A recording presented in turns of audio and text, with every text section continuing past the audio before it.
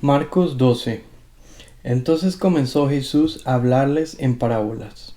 Un hombre plantó un viñedo, lo cercó, cavó un lagar y construyó una torre de vigilancia. Luego arrendó el viñedo a unos labradores y se fue de viaje. Llegada la cosecha, mandó un siervo a los labradores para recibir de ellos una parte del fruto.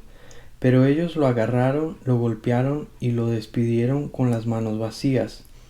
Entonces les mandó otro siervo, y a éste le rompieron la cabeza y lo humillaron. Mandó a otro, y a éste lo mataron. Mandó a otros muchos, a unos los golpearon y a otros los mataron. Le quedaba todavía uno, su hijo amado. Por último lo mandó a él pensando, a mi hijo sí lo respetarán. Pero aquellos labradores se dijeron unos a otros, este es el heredero, matémoslo y la herencia será nuestra. Así que le echaron mano y lo mataron y lo arrojaron fuera del viñedo. ¿Qué hará el dueño? Volverá, acabará con estos labradores y dará el viñedo a otros. ¿No han leído ustedes esta escritura? La piedra que desecharon los constructores ha llegado a ser piedra angular. Esto es obra del Señor, y nos deja maravillados. Cayendo en cuenta de que la parábola iba dirigida contra ellos, buscaban una manera de arrestarlo, pero temían a la multitud. Así que lo dejaron y se fueron. Luego enviaron a Jesús algunos de los fariseos y de los herodianos para tenderle una trampa con sus mismas palabras. Al llegar le dijeron, Maestro, sabemos que eres un hombre íntegro, no dejas influir por nadie, porque no te fijas en las apariencias, sino que de verdad enseñas el camino de Dios. ¿Está permitido pagar impuesto al César o no? ¿Debemos pagar o no? Pero Jesús, sabiendo que fingían, les replicó, ¿por qué me tienden trampas? Tráiganme una moneda romana para verla. Le llevaron la moneda y él les preguntó, ¿de quién son esta imagen y esta inscripción? Del César, contestaron.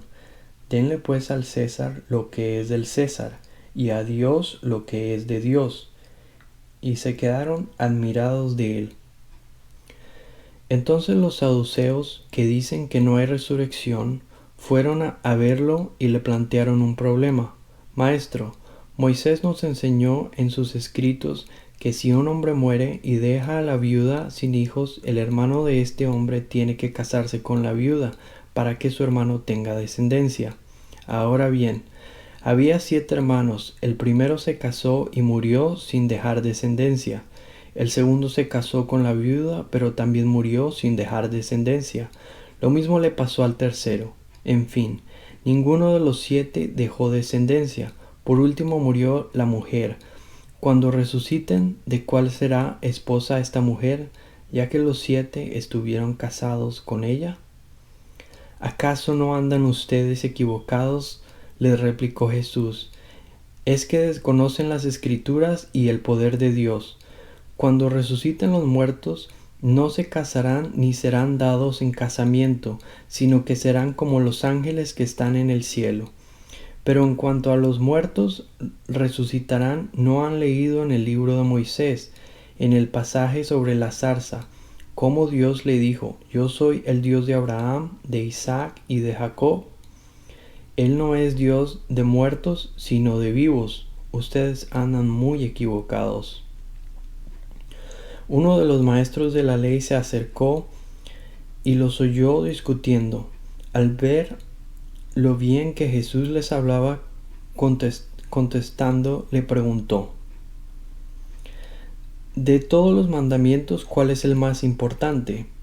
El más importante es, oye Israel, el Señor nuestro Dios es el único Señor, contestó Jesús. Ama al Señor con tu Dios con todo tu corazón, con toda tu alma, con toda tu mente y con todas tus fuerzas. El segundo es, ama a tu prójimo como a ti mismo. No hay otro mandamiento más importante que estos. Bien dicho, maestro, respondió el hombre. Tiene razón al decir que Dios es uno solo y que no hay otro fuera de él. Amarlo con todo el corazón, con todo el entendimiento y con todas las fuerzas, y amar al prójimo como a uno mismo es más importante que todos los holocaustos y sacrificios. Al ver Jesús que había respondido con inteligencia, le dijo: no estás lejos del reino de Dios. Y desde entonces nadie se atrevió a hacerle más preguntas. Mientras enseñaba en el templo, Jesús les propuso: ¿cómo es que los maestros de la ley dicen que el Cristo es hijo de David? David mismo, hablando por el Espíritu Santo, declaró: dijo el Señor a mi Señor, siéntate a mi derecha hasta que ponga a tus enemigos por debajo de tus pies. Si David mismo lo llama Señor, ¿cómo puede ser su hijo? La muchedumbre lo escuchaba con agrado. Como parte de su enseñanza, Jesús decía: tengan cuidado con los maestros de la ley. Les gusta pasearse con ropas ostentosas y que los saluden en las plazas, ocupar los primeros asientos en las sinagogas y los lugares de honor en los banquetes. Se apoderan de los bienes de las viudas y a la vez hacen largas plegarias para impresionar a los demás. Estos recibirán peor castigo.